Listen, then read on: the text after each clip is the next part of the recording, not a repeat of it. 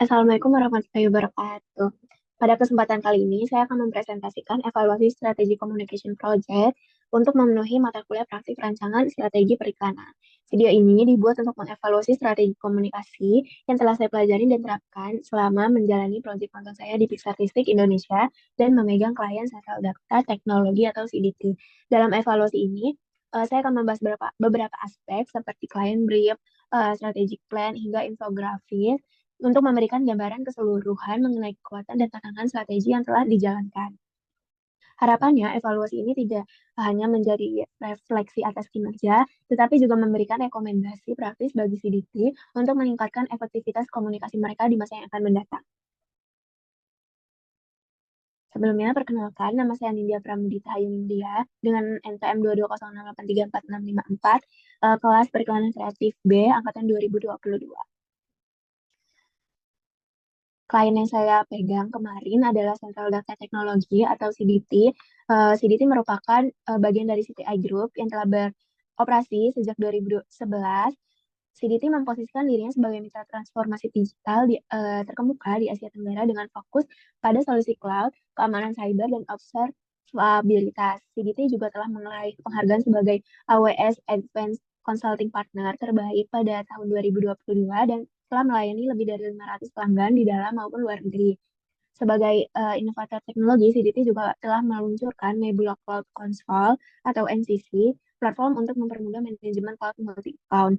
Terus, proyek magang ini bertujuan untuk membantu CDT mencapai beberapa sasaran utamanya, khususnya dalam sasaran dalam sosial media CDT itu sendiri. Yang pertama itu, untuk meningkatkan brand awareness, ini gunanya memastikan CDT dikenal sebagai mitra terpercaya dalam transformasi digital. Terus yang kedua ada meningkatkan engagement rate pada sosial media CDT. Ini berguna untuk membuat audiens lebih aktif berinteraksi dengan konten CDT. Terus yang ketiga ada meningkatkan sales dan membuka prospek bisnis baru. Ini mendukung pertumbuhan penjualan dan menjangkau peluang bisnis yang baru. Untuk target audiens dari CDT sendiri ini terbagi menjadi tiga. Yang pertama ada demografis, yaitu laki-laki dan perempuan dengan rentang umur 30 hingga 55 tahun dengan background pendidikan dalam bidang teknologi, sistem informasi, data science, IT, terus dan sejenisnya. Terus untuk pekerjaannya ada manajer IT, data scientist, CTO, kepala divisi IT, konsultan, atau pengambil keputusan di bisnis di sektor enterprise. Terus untuk geografisnya ini di kota-kota besar di Indonesia seperti Jakarta, Surabaya, Bandung, dan Medan. Terus untuk skala bisnisnya yaitu perusahaan menengah ke atas yang memang memiliki kebutuhan untuk mengelola dan memanfaatkan data secara efisien. Dengan psikografisnya yang pertama mencari solusi teknologi yang inovatif dan dapat meningkatkan efisiensi operasional. Terus terbuka terhadap solusi berbasis cloud dan AI. Terus yang ketiga ada mengutamakan data yang aman dan terintegrasi dengan baik dalam sistem internal. Lalu yang terakhir ada sering mengikuti tren teknologi dan transformasi digital melalui webinar, event, atau konten media sosial terkait pada sosmed CDT itu sendiri. Lalu masuk ke evaluasi dari client brief. Pada tahap evaluasi ini, saya menganalisis kejelasan visi misi, tujuan, serta STP atau segmenting, targeting, dan positioning yang telah disampaikan oleh kliennya. Poin yang berhasil yang pertama ada divisi misi, CDT memiliki operasional dan eh, CDT memiliki fokus yang jelas pada efisiensi operasional dan solusi teknologi mutakhir. Ini relevan dengan kebutuhan pasar dan target audiens dari CDT itu sendiri. Terus untuk konten pilar, konten seperti CD Trivia atau konten study case itu terbukti efektif dalam menyampaikan nilai CDT kepada audiens yang lebih profesional.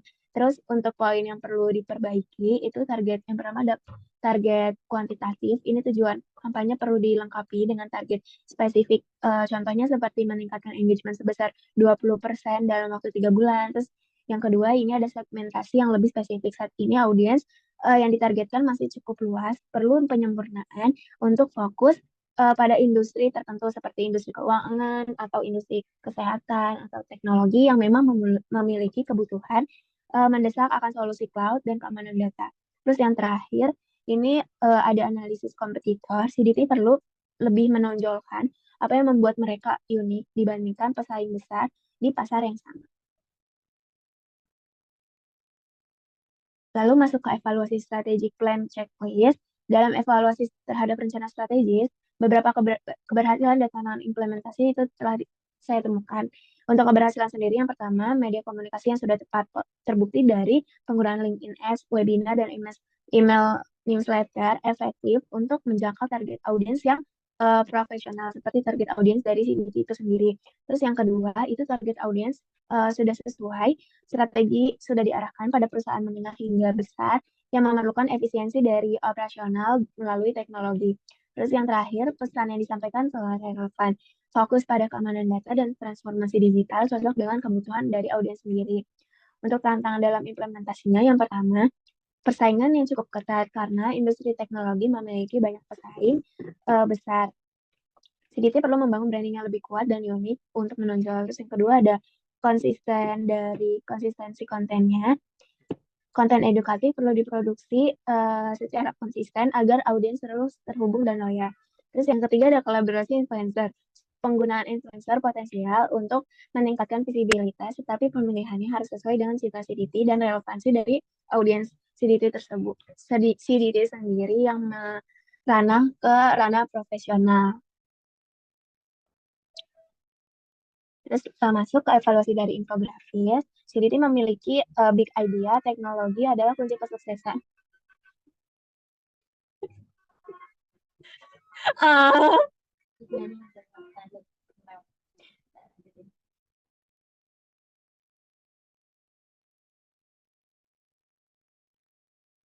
Big idea dari infografis ini adalah teknologi adalah kunci kesuksesan bisnis masa depan.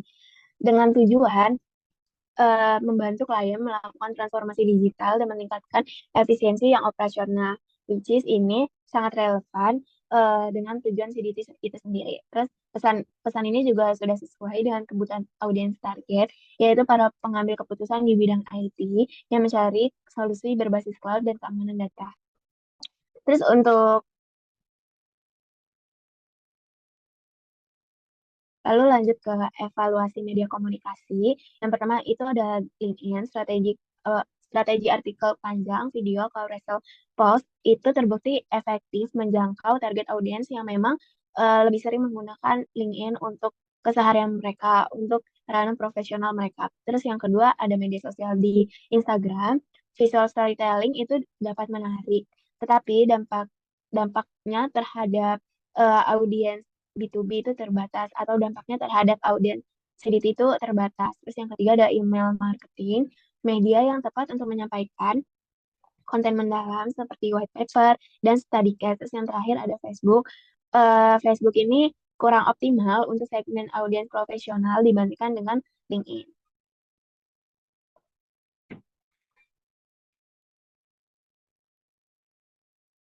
Untuk kesimpulan dan rekomendasi, strategi komunikasi CDT sudah memiliki dasar yang kuat dengan fokus pada efisiensi operasional dan solusi teknologi inovatif. Namun, terdapat beberapa hal yang perlu ditingkatkan. Yang pertama, itu ada diferensiasi kompetitor. CDT harus menonjolkan perbedaan yang signifikan yang membuatnya lebih unggul untuk dibandingkan dengan perusahaan lain di pasarnya. Terus yang kedua, harus memiliki konsistensi yang sama dalam pembuatan konten. Perlu peningkatkan produksi konten edukatif yang relevan untuk menjaga loyalitas dari customer dari CDT itu sendiri. Terus yang ketiga ada optimalisasi di media sosial. Media sosial seperti LinkedIn itu memiliki ranah potensi yang besar untuk target audiens dari CDT itu sendiri, yaitu ranah profesional, tetapi membutuhkan pengelolaan yang lebih interaktif. Dengan evaluasi dan perbaikan yang berkelanjutan, CDC dapat memperkuat posisinya sebagai mitra transformasi digital terdepan, meningkatkan brand awareness, dan mencapai tujuan komunikasi yang lebih terukur. Mungkin cukup sekian yang dapat saya sampaikan, kurang lebihnya mohon maaf. Wassalamualaikum warahmatullahi wabarakatuh.